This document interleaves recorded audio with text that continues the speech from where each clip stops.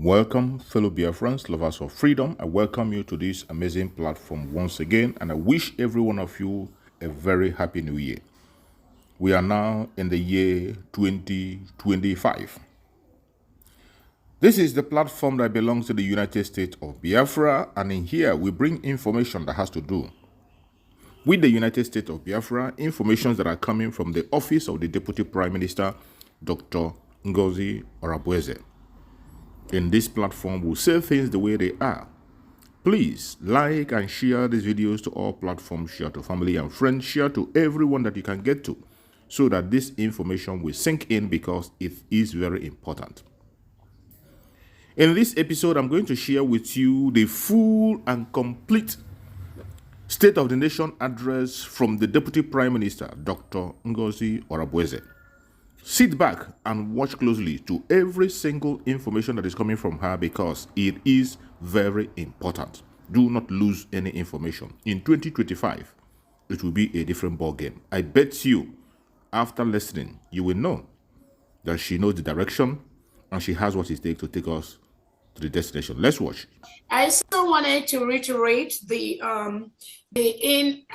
inability and incapacity of the Nigerian government to curb terrorism in our land, in Biafra land. Some of the attacks that's happened recently in Biafra land and in other parts of Nigeria has clearly shown that Nigerian government cannot cater and safeguard the lives and properties of the citizens. Even I heard there was something that happened in CKC Church about today or yesterday, I don't know. But this clearly shows that the Nigeria terrorist state continues to kill innocent people in Biafra land and other parts of Nigeria. They have their planted Southeast governors, South governors, and their politicians, but they cannot safeguard the life of innocent people that went to church to pray. And this is what our Prime Minister, Simon Ekpa, is trying to avoid, is trying to prevent. Now we are a nation, we will continue to build alternative structures that can protect and prevent things like that from happening in our land. But we must, first of all, as we have given the Nigerian government, we've given them the order to leave our land so that we can plan and safeguard the lives of our people, because currently, as it stands, the Nigeria government, the Southeast governors, South governors, they cannot safeguard the lives of our people. And that is why innocent people are being killed. Innocent people, you see people going to shoot in their homes. People that went to church are being massacred by terrorists. And Nigerian government is not doing anything about that. So how long are we going to continue to allow things like that to happen in Biafra land? Because now they claim they are in charge of our territory. So that's why you have their agents, you have the Southeast governors in Biafra land. But they cannot safeguard the lives of our people. They cannot safeguard worship areas. That is why you have all these killings, and it will never stop. And we cannot continue to allow things like that go ahead.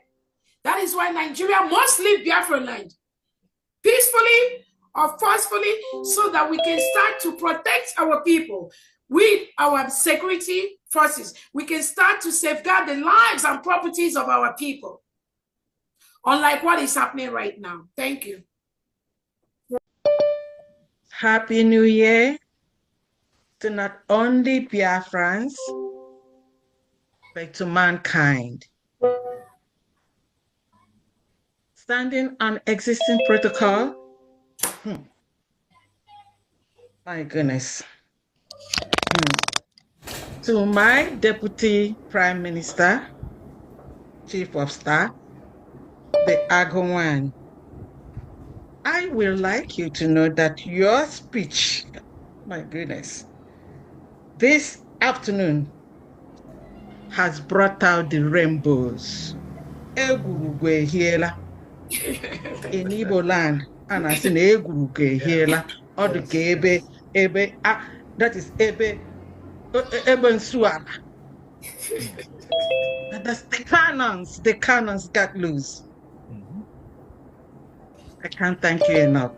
Thank you. You just categorically stated to everybody that it's no more business as usual. Your speech just heralded the new year.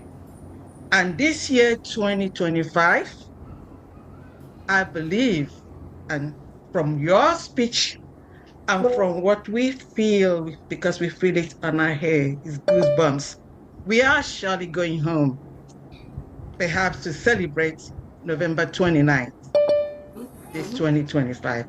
And Biafrans, get ready, it's going to happen.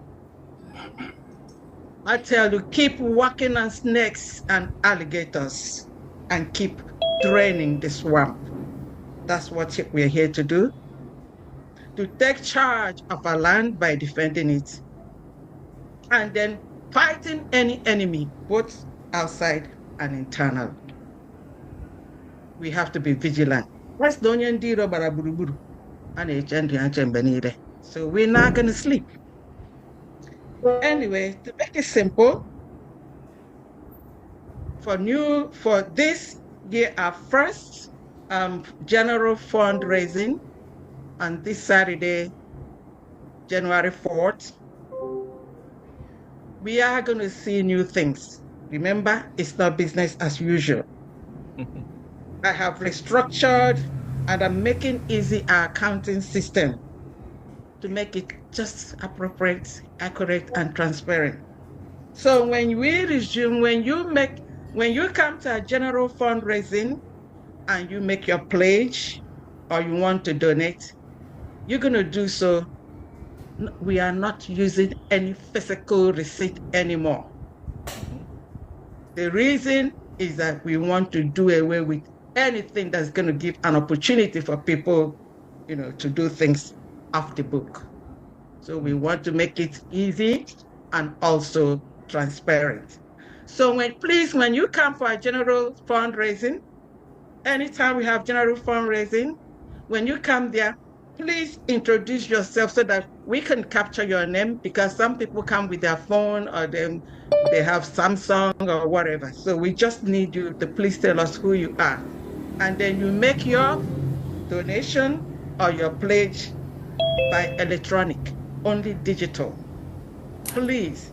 And when you make it, you're going to screenshot your receipt and send it to your financial secretary or your admin.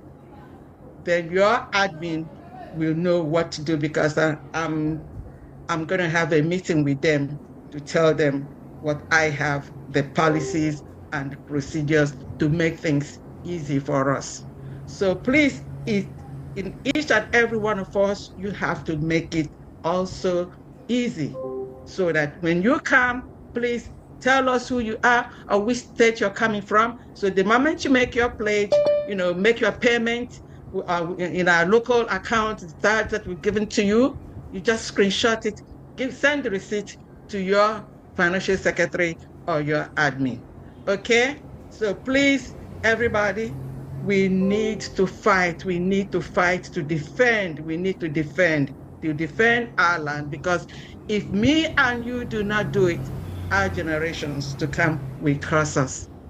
One more time, a happy new year and a glorious year for all of us. Thank you very much. Thank you so much, our Finance Secretary from D. Great job, great job. And it pleases me to also let everyone listening here to know that FAMD is the Financial Secretary of the New Dimension Mandate. So anyone you see talking or misinforming the public about New Dimension Mandate and need any financial statement, financial record, they should channel it to FAMD in the area of getting the accurate information. The New Dimension Mandate has 5 access. And that is what they don't tell you. That's what the liars do not tell you. That account that has been in operation for almost, I don't know how many years, has almost 5 or 6 people that have access to that account at each particular point in time, including myself, the Financial Secretary, Pharmacist Diane, our Prime Minister, Simon Ekpa, the ex-Finance Minister, Oge Nkere, has access to the New Dimension mandates. He sees the money that comes in there. And I remember there's one more person, I can't remember the name. So when this individual keep confusing Biafrans about New Dimension mandate account, and he refuses to tell you, the people that are following him sheepishly, that he also have access to New Dimension mandate account, that is a big disservice. So those of you following him, when you go back, ask him, oh boy, do you have access to New Dimension mandate account? If he tells you yes, you need to run away. Another thing I wanted to address is this. I know somebody asked a question about the lobbies. The only thing I can say is that particular lobbyist has failed in his profession. He failed in his professional ethics by posting what he posted on Twitter. I don't know his motive. We are not interested. But we know, and I know, he has failed in his professional ethics. And he tried to also drag one of the attorneys into that unprofessionalism. First, the lobbyist was hired by the Prime Minister of the United States of Biafra, Biafra Republic Government in exile, Simon Ekpa. He is working for the Prime Minister. Most of the lobbying thing he was doing is for the government, whether in exile or at homeland. That is what he was contracted for. That is why he is being paid for every month. He follows the order of the government, whether it's our Prime Minister's order, Simon Ekpa, or his surrogate. The lobbyists, the lawyers follows that order. One command.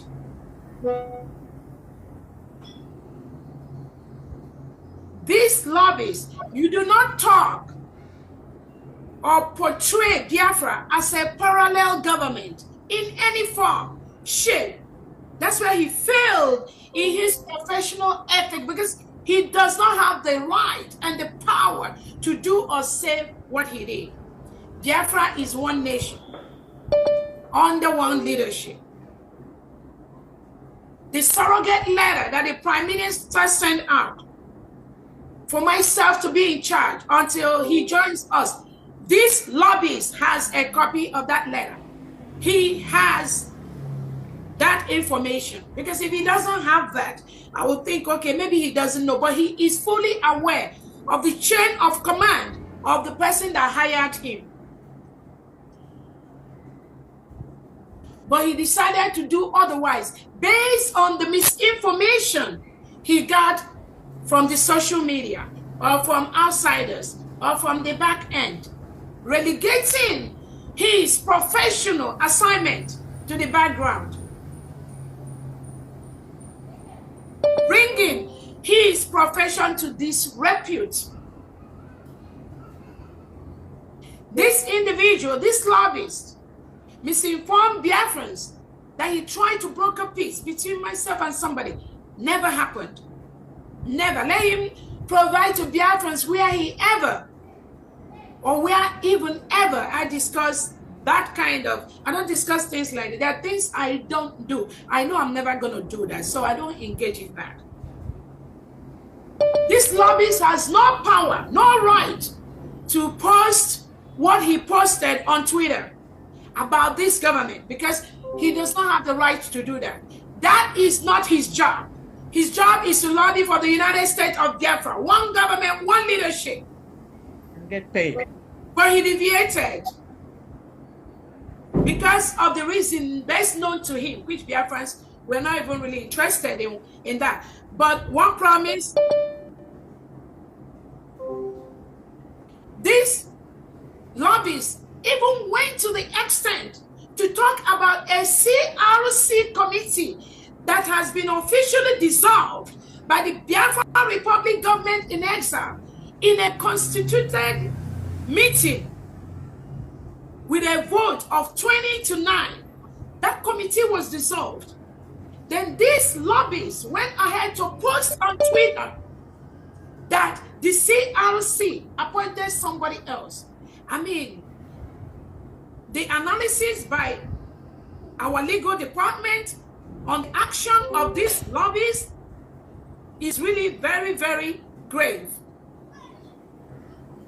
I don't know if that lobbyists have realized the degree of the harm he did, not just to his profession, but also he tried to do to the government. But thank God, the government has all the documents to prove our case and to prove what we are doing. We have all the documents, and this lobbyist is aware of that. This lobbyist is aware that the United States of Biafra used to be Biafra Republic government in exile, and our Prime Minister hired him to work for the government. He is fully aware of that. He is fully aware that the Constitution of the United States of Biafra, my signature is there. And this individual he's promoting online, he has no signature in the Constitution of the United States of Biafra. This lobbyist knows that the declaration of the independent state of Biafra, which happened in Finland, has the signature and the name of only two individuals, myself and the Prime Minister, His Excellency Simon Ekpa. This lobbyist has those documents, but he went on Twitter to misinform people that there was a CRC, that a dissolved CRC that met to appoint somebody. This is very, very dangerous. This lobbyist knows the Biafra currency, my signature is there. And this individual deceiving Biafrans, his signature is nowhere in all these documents I am listing. So assuming you as a lobbyist, you want to present Biafra legally to a foreign nation, to a foreign country, which documents are you going to use? Who are you going to call? Whose signatures are there? If you think you don't know, let's presume you are a 17-year-old child, you don't know. But you went on Twitter to post the rubbish you posted. The Biafra Helsinki Charter last year, my signature is there. This misinformation you pass on in Twitter, you know that individual, his signature is nowhere. Our Ambazonia Biafra, a memorandum of understanding we signed last year. My signature is there. Other members here, few people here, their signature is also in that document. The individual, this lobbyist, you think you are promoting, you've already gone down with him. He has dragged you down. And so shall it be. Anybody that truly is a Biafran, that follows this individual, you will go down with him. That is a promise I'm giving you.